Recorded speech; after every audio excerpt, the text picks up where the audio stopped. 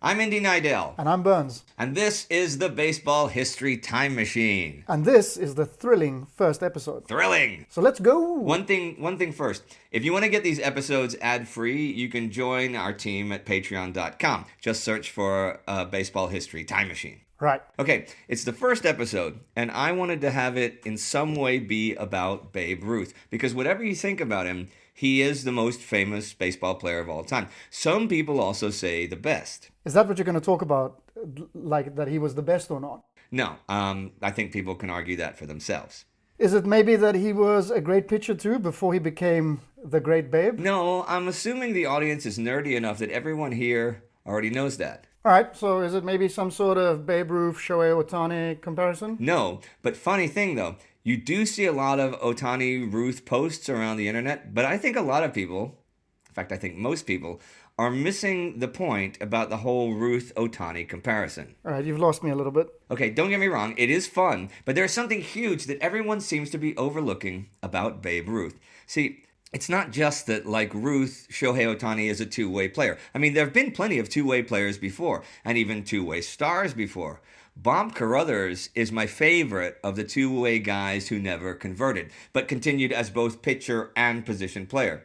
One of my favorite players of all time. I actually have a picture of him on the wall of my bedroom. The only player so honored. Parisian Bob. Parisian Bob Caruthers. Yeah, and we will definitely do an episode about him, but I'm not getting into why he got the name today. All right, fair enough. But I will one day. But here's some stuff anyhow about Parisian Bob Caruthers.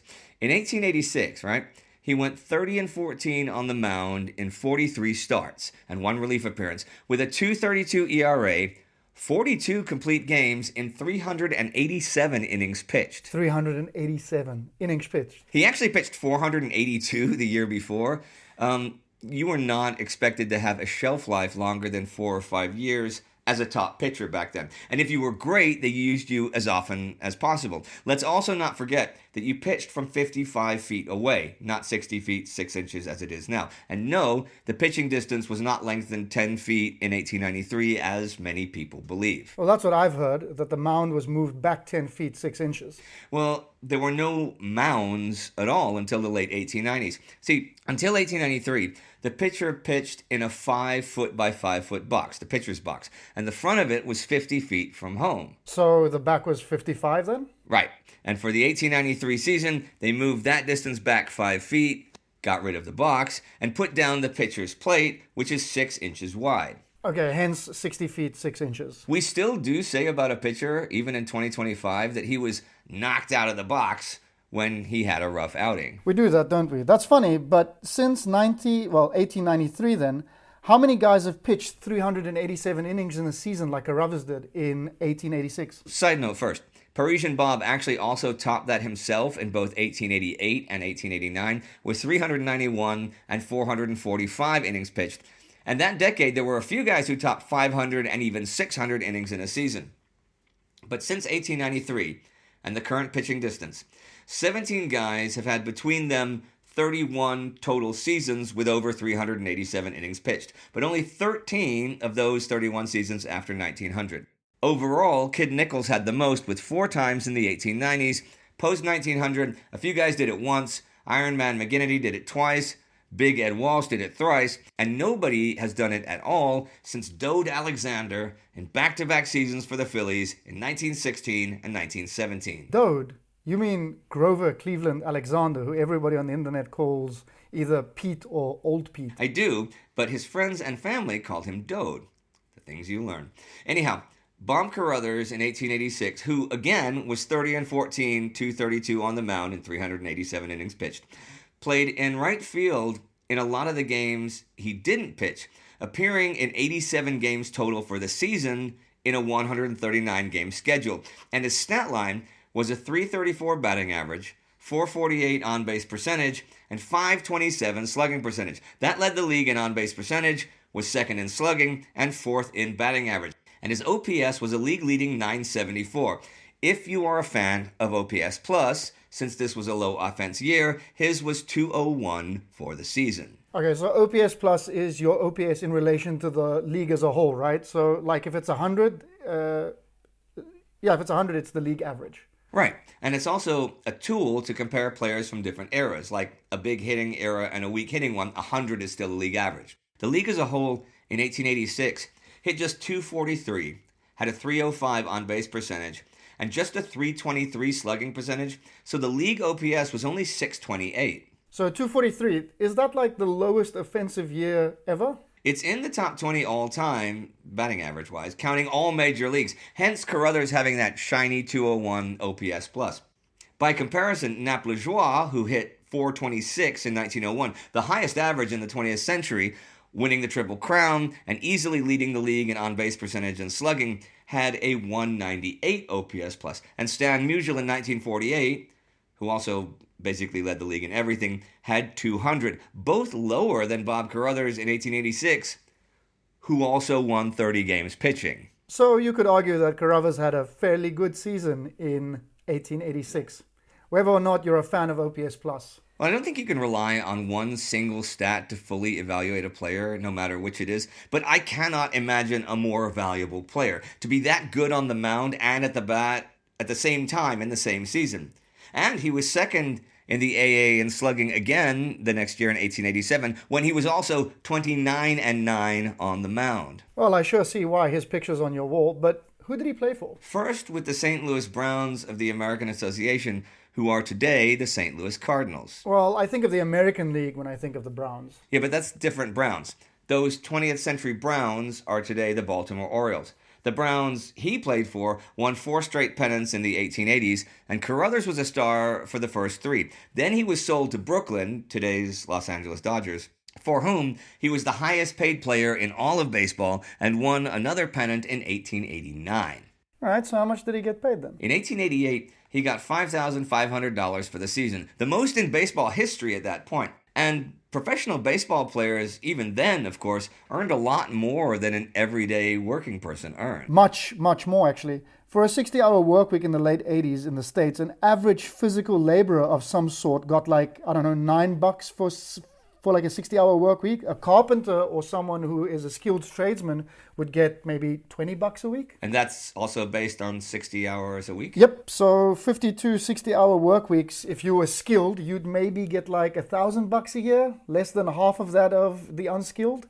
But you know, that was if you were fairly lucky. You could work 7 days a week for $30 a month in a lot of places, especially places like the mining communities where those guys didn't really have a lot of leverage. In spite of that, there were many and some successful attempts in baseball by the team owners to cap players' salaries, which led to the Players' League, a third major league in 1890, which I'm also not going to talk about today. Yeah, I thought we were going to talk about Babe Ruth. I'm getting there. So, Caruthers was a guy who didn't convert to solely pitcher or solely position player. But there are other guys who converted like Babe Ruth did, and didn't continue playing both positions, even big stars who are forgotten today. Seems to me that that's something that Ohtani might do. I mean, he's had multiple surgeries and all, and last season he predominantly batted. Well, looks like this year he's going to pitch some, right? Yeah, it does. Okay, Cy Seymour. Cy Seymour? Cy Seymour, as a pitcher, won 25 games and led the National League in strikeouts with the Giants in 1898, after also leading the league in strikeouts in 1897. But he soon blew out his arm. Well, in 1901, manager John McGraw tried him out as a full-time outfielder, and he responded with 5 straight 300 seasons, even as the dead ball era was really kicking in. In 1905, as a full-time outfielder with Cincinnati, Cy Seymour hit .377 and led the league in everything: batting average, slugging, hits, doubles, triples, RBI. But he missed the Triple Crown by 1 homer to Fred Odwell, who broke their tie for the league lead with a home run in his final at-bat of the season. That's some tough luck right there. Not for Fred Odwell, but Seymour's .377 that year was the National League batting high for the whole dead ball era, 1902 to 1920. In 1905, the National League hit .255, so Seymour hit 122 points above the league batting average. What was his OPS plus that year then? 181. Thing is, Seymour had the misfortune of being a pitcher in a huge hitters era like the 1890s, and then a hitter in a huge pitchers era like the 1900s. Ruth was exactly the opposite. I mean, Lord knows what Seymour could have done in the 1920s, you know? You got to really wonder about that. But, you know, I do digress. Nobody wants to talk about Seymour these days, sadly.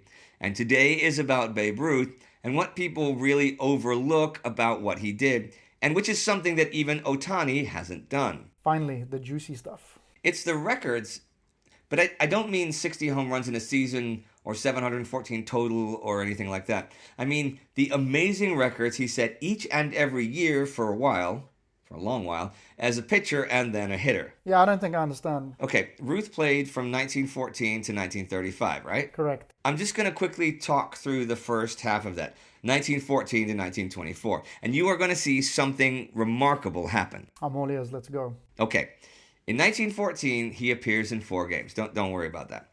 In 1915, rookie pitcher Babe Ruth goes 18-8. Very respectable rookie year. But then he takes off. 1916, Ruth goes 23-12 with a league-leading 174 ERA. But beyond that, he threw 9 shutouts. Do you know how many left-handers in American League history have thrown more than 9 shutouts in a season? I'm going to guess 0 since you phrase it like that. Yep, 0. Ever. Ron Guidry tied that mark in 1978, but it is still the record for AL lefties, and it's not likely to change anytime soon.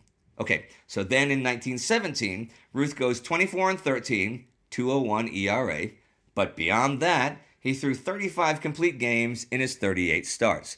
Do you know how many Major League pitchers who throw with either hand in either league have had more complete games in a season since then? 0 again, or? Nope, 1. Bob Feller in 1946 with 36, when the Indians were leaving him in late in meaningless games to chase the modern single-season strikeout record. Crazy. No lefty has topped it at all since Ruth in 1917, and no other righty except Feller. 1918. Ruth is now splitting time on the mound and in the field. He pitches in just 20 games and goes 13-7. He leads the league in homers for the first time with 11 in just 95 games played total. But beyond that, pitching in the World Series, he completes his World Series record 29 2/3 straight scoreless innings, which lasts 43 years until Whitey Ford topped it in 1961. Ruth himself often said that was the record he was most proud of. I mean, I'm not surprised. Okay, 1919.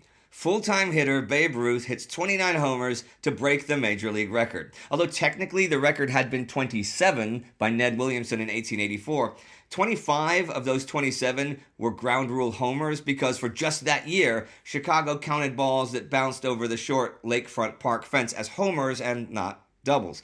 So people generally recognize Buck Freeman's 25 homers in 1899 as the real record.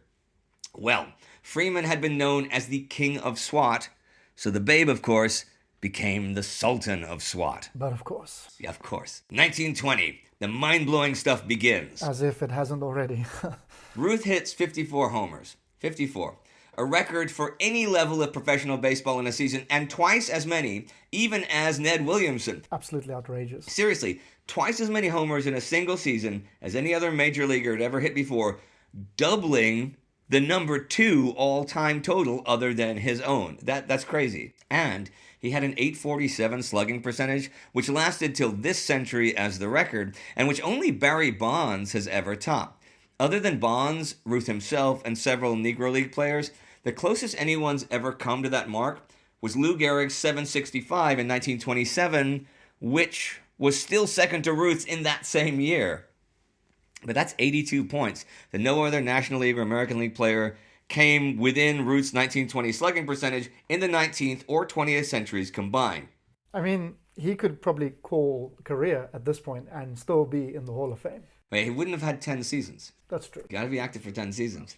And that's one reason why Caruthers actually doesn't get votes, because he was only, you look at his pitching stats, and he only pitched in 9 seasons. But he did hang around for 1 season as just an outfielder with Cincinnati. So he did play 10 seasons, but people don't realize that.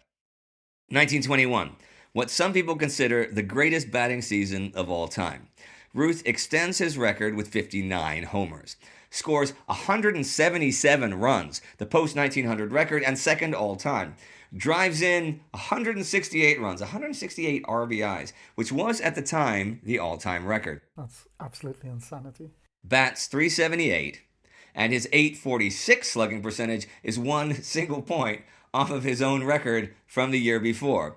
His 145 walks is third all-time at the time, but I forgot to mention before this that his 150 walks in 1920 was the all-time record. His 457 total bases is still the record today, but that's because of his 119 extra base hits, also still the record today. He is 26 years old at this point. Okay, 1922.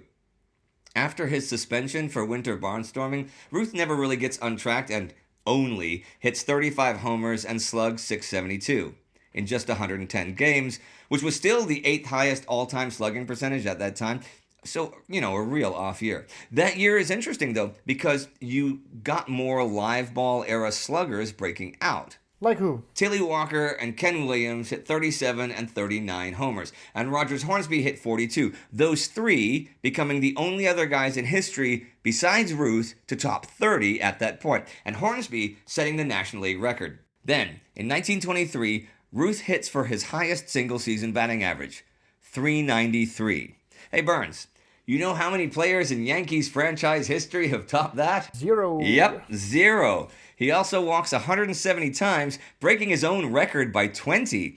He also has a .545 on-base percentage, his third season so far over 500. That's his third season being on base literally half the time, or more than half the time. Now, that does not top John McGraw when he was a player. That does not top John McGraw's .547 from 1899, but it is second all-time at the time. 547 is insanity. We gotta do an episode about McGraw. We absolutely will. Okay, 1924. Ruth wins the AL batting title, hitting .378. This is the first batting title in Yankee franchise history. Ruth's on-base percentage is over 500 for a fourth time. He will end his career with 5 such times. Even Barry Bonds only has 4. And I'm going to stop here with Ruth. Right. See, 1925 was, of course, the stomachache heard round the world, which I guess I'll have to cover one day because of all the myths and all the baloney about that. But Ruth was in bad shape and was limited to just 359 at-bats. But the records continue, 1926 and onward. Like the 60 homers in a season, right? Yeah, like that. But 1927, that year, will be a story for another day. Though fun side note, might be a long side note, but fun side note. Lou Gehrig had been very good in 1926, but exploded in 1927, right? The next best National League or American League single-season slugging percentage ever after Ruth's own ones until Bonds, as I said. This was a national sensation because at the end of the day, on September 2nd, 1927, the AL homer total stood at Lou Gehrig 43 and Babe Ruth 43.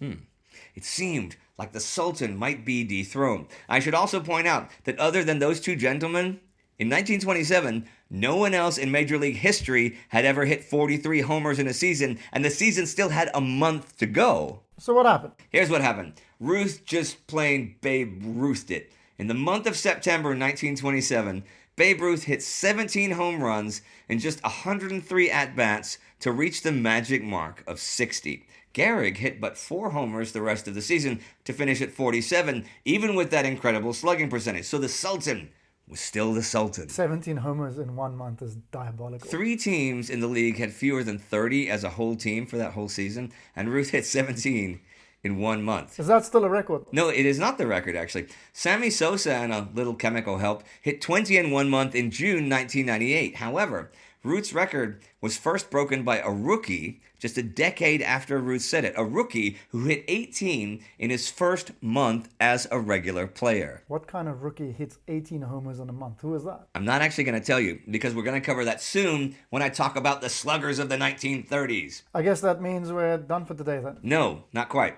There is one thing I want to address. And what's that? Well, people talk about Ruth's records and say it might be a totally different story if he played today. And yeah, sure, it might very well be. And that's an argument for another episode. But people also say his numbers shouldn't count because he wasn't playing against the best competition. You mean because baseball was so kind of segregated back then and you had the African Americans who could not play in either the AL or the NL? I like to say kind of segregated. It was segregated. That's what I meant, but I don't agree. You don't? Well, I mean, yeah, it's a crime they weren't allowed to play. I mean, you want to see the best talent that there is, obviously. It sucks. I don't know anyone who doesn't agree with that. So what do you mean? The color line was broken in 1947.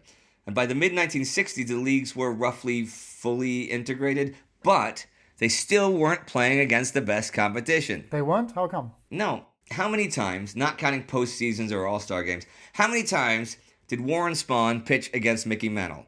Or against Ted Williams? None, actually. I've never thought of that. Well, because they played in different leagues. Or Bob Feller versus Stan Musial. Or Denny McLain versus Hank Aaron. A two-league system is not designed for the best players to always face the best players. Yeah, I see your point. I would love to see how Josh Gibson would have fared against Dizzy Dean in like the 1934 season. But what if Gibson was signed by the White Sox? Then you wouldn't see it. There's no guarantee that any of that would have happened. Ty Cobb never faced Christy Mathewson. Eddie Seacott never had a pitcher's duel with Dode Alexander. I want to be clear. I'm not saying the leagues wouldn't have been better. In 1930, the black population of the states was 9% of the people. If you take away the worst 9 or 10% of National League and American League guys and get the best Negro League players to replace them, sure, the overall quality of the league might go up. But then again, it might not. Yeah, you've lost me again. Well, in 1930, there were 72 AL pitchers that threw more than 20 innings. That's it? It is. That doesn't seem like a lot. Well, there's only 8 teams. So taking away the worst 7 or 8 pitchers, which is 10%, and replacing those 7 or 8 pitchers might make a difference, and it might not. I'm thinking here of Hub Pruett Syndrome. Hub Pruett Syndrome? Yeah, some guys just can't hit some pitchers, and Babe Ruth could not hit Hub Pruett. I've never actually heard of him. Well, his nickname was the man who almost always struck out Babe Ruth. That's a very, very specific nickname. Well, he was also called Shucks, which I kind of like too. He was a journeyman pitcher who appeared in the majors in 7 seasons over a 10-year period. And other than a pretty remarkable rookie campaign in 1922, was pretty much below average. But he was anything but that against Babe Ruth. All right, so he got up against Babe. Let's hear some numbers then. He only played in the AL a short time, right? In 1922, he struck out Ruth 9 times in 15 plate appearances in 5 games, including 3 times in a game twice, which was more than a tenth of Ruth's season total in 110 games. Ruth only got 2 hits off him too, and those only the last time they faced each other that year, a homer and a single. That's domination. In 1923, Ruth faced Pruett 13 times. He only struck him out twice, but Ruth again got only 2 hits, and again, a homer and a single. But at least in 1922, this was major headline stuff, right? This was headlines all over the States. The man who almost always struck out Babe Ruth.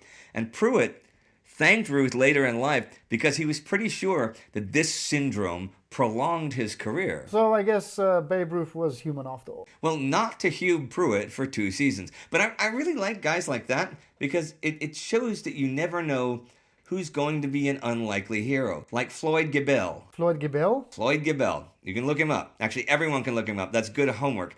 Giebell. Brilliant story. We will cover him one day. I guess that means if we all have homework, we're done for today? That means we are, in fact, done for today. But I should say that overhyped as he is, which he is, Babe Ruth, as both pitcher and hitter, changed the face of the whole game. The staggering amount of records he set or broke each and every year almost defies belief. And I think it's important that we don't just look at career stats, but go through a career like that year by year to see how it evolves and how it compares to one's peers over the years, as well as how it is overall. Yeah, I think it's good too, because it gives you a lot of context, right? So let's carry on comparing Ohtani to Ruth. Or Seymour and Bob Caruthers. Or Seymour and Bob Caruthers. I miss them. And I never even knew them. Oh well. But credit where credit is due. There was really only one Babe Ruth. There truly was. Once again, if you want this ad-free, join us at patreon.com, and we will be back next week with a baseball history time machine. With so many options, why choose Arizona State University? For me, the only online option was ASU because of the quality. Their faculty was really involved with their students and care about your personal journey. The dedication to my personal development from my professors, that's been extremely valuable to me. Earn your degree from the nation's most innovative university. Online. That's a degree better. Explore more than 350 plus undergraduate, graduate, and certificate programs at asuonline.asu.edu.